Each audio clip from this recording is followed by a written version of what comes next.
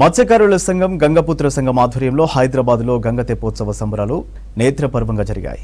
శ్రావణ మాసంలో వర్షాలు ఎక్కువగా కురవాలని గంగ తెప్పోత్సవ వేడుకలు నిర్వహించారు. ఖైరతాబాద్ ఉమ్మడి ఏడుగుళ్ల నుంచి 700 బోనాల ఊరేగింపుగా హుస్సేన్ సాగర్ వరకు డప్పు చప్పుళ్లు, పోతరాజుల విన్యాసాల మధ్య పోచమ్మ, ఎల్లమ్మ, మహంకాళి అమ్మవార్ల ఉత్సవ విగ్రహాల ఊరేగింపు జరుగుతోంది. సంబరాల్లో మంత్రి Ponnam Prabhakar, fisheries corporation chairman మెట్టు సాయి కుమార్, ఉత్సవ కమిటీ అధ్యక్షుడు మహేందర్ బాబు హాజరయ్యారు. గంగపుత్ర మహిళలు బోనాలతో వేలాదిగా పాల్గొన్నారు.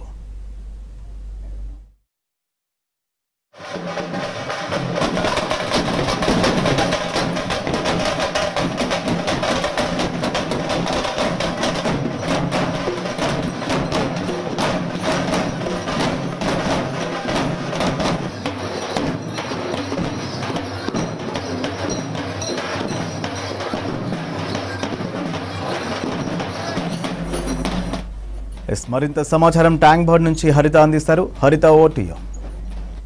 శ్రావణ మాస బోనాల సందడి కొనసాగుతోంది. ఈ రోజు ఖైరతాబాద్ ఏడుగుల వద్ద ప్రస్తుతం మనకు గంగోత్సవం సంబంధించిన తెప్పోత్సవం కావచ్చు, అట్లాగే శ్రావణ మాస బోనాలను అయితే తీస్తున్నారు. ముఖ్యంగా బెస్తవాళ్ళు కావచ్చు, మత్స్యకారులు, గంగపుత్రులంతా కలిసి శ్రావణ మాసంలో ప్రతి ఏటా కూడా తెప్పోత్సవం నిర్వహిస్తారు. దాంతోపాటు బోనాల పండుగను కూడా నిర్వహిస్తారు. అయితే ఈరోజు ఖైరతాబాద్లోని ఏడుగుళ్ళ ఆలయం నుంచి ట్యాంక్ బండ్ వరకు కూడా పెద్ద ఎత్తున ఊరేగింపుగా మహిళలు సామూహిక బోనాలను అయితే సమర్పిస్తున్నారు.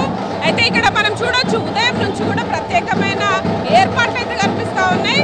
ముఖ్యంగా ఇటు మత్స్యకారులు ప్రతి ఏటా కూడా వర్షాలు కురవాలని ఈ బోనాల ఉత్సవాలు కావచ్చు, తెప్పోత్సవాలు నిర్వహిస్తుంటారు. ప్రజెంట్ మనం చూడొచ్చు, మహిళలు దాదాపు 700కు పైగా బోనాలు నిర్వహిస్తున్నారు. దీనికి సంబంధించి మనతో మాట్లాడడానికి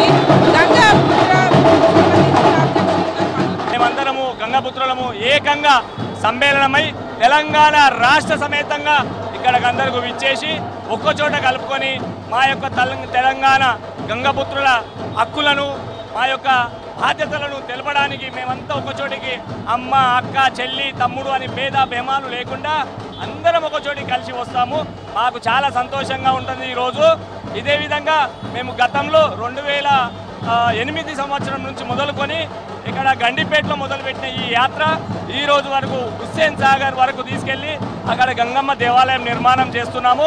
ఇప్పుడు మాకు ఆ యొక్క గంగమ్మ దేవాలయం నిర్మాణం చేసిస్తే మేము సంతోషంగా ఉంటామని మేము అనుకుంటున్నాము. మేము మహాత్మానగర్ గంగపుత్ర సంఘం నుంచి ఈ యొక్క కార్యక్రమం మహాత్మానగర్ గంగపుత్ర సంఘం బోలక్పూర్ నుంచి మేము 150 మంది సభ్యులతో జాల పందిర్లతో బోనాలతో వస్తామండి. అండ్ ఈసారి ఈ తెప్పోత్సవంలో ముఖ్యంగా ప్రాముఖ్యత ఏంటి, ఎట్లా నిర్వహిస్తారు తెప్పోత్సవం? ఈరోజు తెప్పోత్సవంలో ముఖ్యమైన కార్యక్రమం ఏమంటే బోనాలు 520 బోనాలతోని, అదేవిధంగా 5000 మందికి భోజనాల ఏర్పాటు, అదేవిధంగా మేమందరం ఒకచోట కలిసి జాల పందిర్లతోని మా యొక్క చేపల వృత్తి మాది బెస్తవారం. మేమంతా ఈ బెస్తవారకు సంబంధించిన ఈ జాల పందిరిని మేము ఏర్పాటు చేసుకొని జాల పందిరితోని రంగురంగులు వేషాలు వేసుకొని ఈ పండగకు వస్తామండి. ఎత్తుకోబోతున్నాం అమ్మవారికి ఏడుగుళ్ళ కాడికొచ్చి ప్రతి సంవత్సరం వస్తాము. బోనాలు అంటే మాకు ఇష్టము. తెలంగాణ బోనాలు కదమ్మ, కంపల్సరీ ఎత్తుకుంటాము. నా ఆరోగ్యం బాగుండాలని ఎత్తుకుంటాం. ఇక్కడ ఇంకొంతమంది ఉన్నారు. అన్న చెప్పండి, ఏంటి దీని ప్రాముఖ్యత? ఇది జలపందిరి అండి. మేము జాలరులము, మేము చేపలు పడతాం కాబట్టి మా గుర్తింపుగా జలపందిరి తీసుకొని ప్రతి అమ్మవారికి ఊరేగింపుగా దీని కింద నుంచి బోనాలు తీసుకొని వెళ్తాం ప్రతిసారి మేము. ఇదే పండుగ. శ్రావణ మాసంలో ముఖ్యంగా వర్షాలు కురవాలి, అన్నదాతలు కావచ్చు, రైతులు, అట్లాగే మత్స్యకారులకు ఈ తెప్పోత్సవం ఎంతోగానో వర్షాలు కురవాలని కోరుతూ ఇక్కడ మత్స్యకారుల ఆధ్వర్యంలో తెప్పోత్సవం అయితే చాలా ఘనంగా నిర్వహిస్తున్నారు.